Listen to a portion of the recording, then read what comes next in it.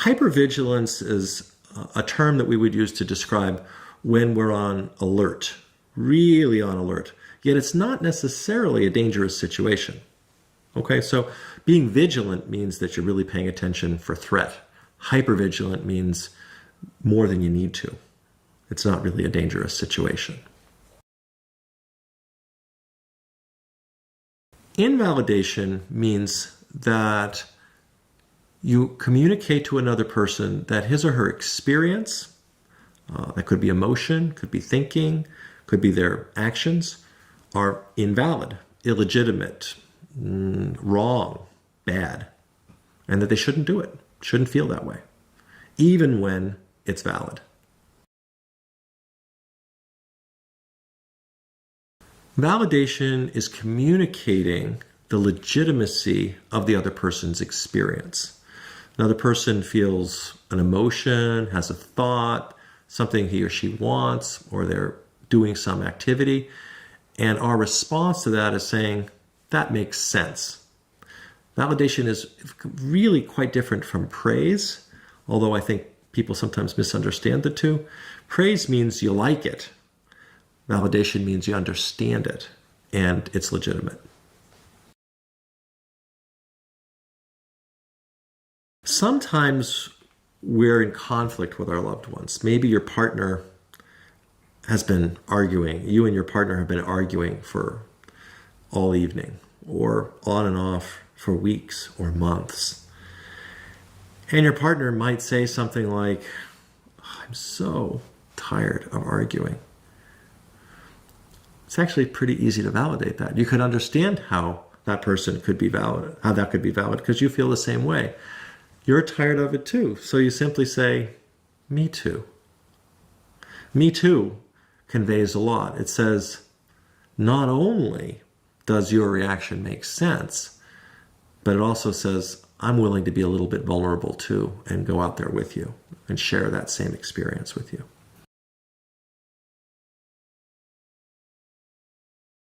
In communication, it's really important to communicate to the other person not only what we're thinking, feeling, or wanting, but also to link it to something that happened so that the reasons why we're thinking, feeling, or wanting something become obvious. Accurate expression is when we're feeling, thinking, or wanting something, we're aware of it, we describe it accurately, and connect it to what happens. Mindfulness is a term that we use to describe what we're doing with our attention. It really has to do with paying attention on purpose, right in the here and now, and without any interpretations or judgments. Relationship mindfulness is a specific application of mindfulness where we're paying attention to another person. We're really bringing all of our attention to the other person right now in this moment. And we're not doing it in a way that's judgmental or critical. It's just with interest and observation and description. As human beings, we have a tendency to sort things into piles. And being judgmental is one of those ways that we sort. And when we're judgmental, we're sorting things into good and bad, right and wrong, should or shouldn't piles. The trouble is that judgments also are associated with negative emotion, secondary negative emotion, emotion about emotion. And judgments can lead to an enormous amount of pain and suffering as a result. When somebody's being very judgmental and wants to let go of those judgments, wants to move toward a more non-judgmental stance, there are a lot of ways to do it. The idea, though, of being non-judgmental is to enter into reality that's real and solid, as opposed to an interpretation of reality. Judgments are interpretations. They say things are good or bad instead of just describing them as they are. So being non-judgmental means being descriptive. It means being aware of something but being aware of it in its actual present state as it is, not necessarily how we'd like it to be, but actually how it is. And so being non-judgmental is primarily about being descriptive. Human beings are very emotional. Emotions are really important to us as a species. They give us a lot of information. Emotions have been around before language and actually complement our language. So one of the things that our emotion system does is, as a species, is it has a certain set of reactions that are absolutely normative, that people all around the planet, no matter what culture they're from, no matter what language they speak, they have certain emotional responses in certain situations in common. So in a dangerous situation, we feel afraid. In a situation when someone that we like is caring for us and responding to us in a way that we like, we tend to feel happy or even some kind of attraction or love. When we break the social rules and people are critical of us and we've somehow damaged our social group, we tend to feel embarrassed or ashamed. If we do something specific, we might feel guilty.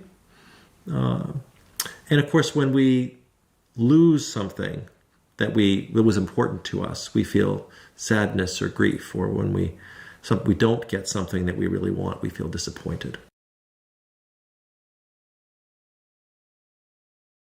A secondary emotion is our reaction to our primary emotion. So we have a natural, normative, universal emotional response to things that happen.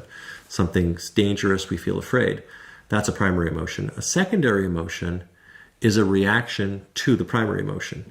Now, that's a little hard to understand sometimes, but we have to think, gee, what would get us to react to our reactions? And a couple things. One is our reactions could be really painful. And so we learn to have a different reaction. So that's one way, kind of a escape reaction. And of course, the other way we can develop a secondary emotion is through being judgmental.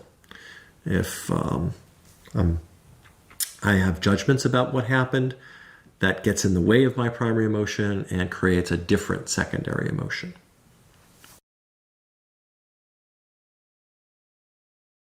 Another word for a transaction is reciprocal or reciprocity, which means that what goes around comes around. It means that what one person does affects the other, and then what the other does comes back and affects the one. And so there's this ongoing round and round we go. So one interesting thing that we've learned about reciprocity is that it works both ways, that we have something we call negative reciprocity, which means that when one person becomes judgmental and critical, over time, it gets the other person to become judgmental and critical. And so there's reciprocal or mutual hostility. The good news is that you can flip it around and go the other way. As one person becomes more aware, more present, less judgmental, more descriptive, that allows that person's caring to come through a bit more, which then creates more caring, more gentleness, less negative escalation in the other person, which makes it easier for the first person to be warmer and more loving. And so reciprocity also can mean that if one person can take a few steps in a caring and loving direction, the other person's likely to follow as well.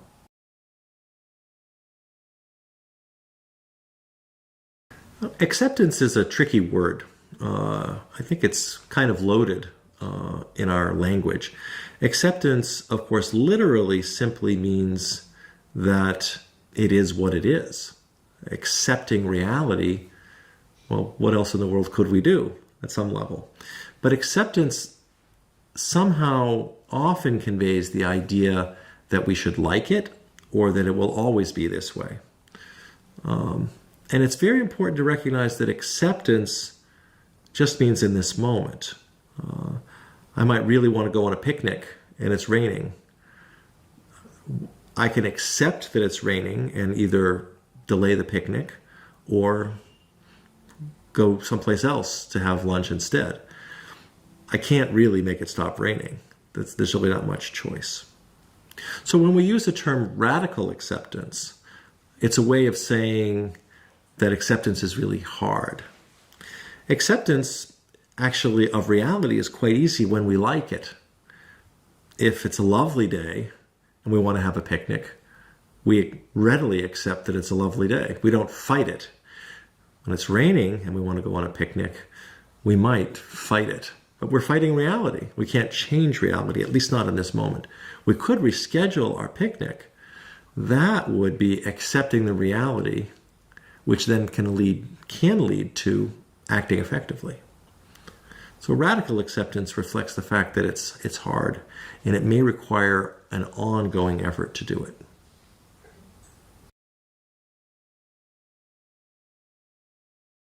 To recap, there are 3 parts here, 3 steps. The first one is you've got to cease and desist the nagging and complaining. You've got to stop trying to get the other person to change, or tolerate the thing you don't like, at least briefly, at least for a little while. In the context of tolerating, you go on to being mindful of the negative consequences of trying to get the other person to change. And if after doing that, you decide, on balance, my solution is actually worse than the problem, it's creating more problems in our life for me to nag and complain, given that you're not changing, then I can go on to trying to take the last piece, which is to let go of the suffering associated with the thing that I don't like. I still don't like it, but letting go of the suffering means I find all the other parts that I've learned to miss over time and throw myself into those and really try to enjoy those and have that be the context for the part of it that I don't like.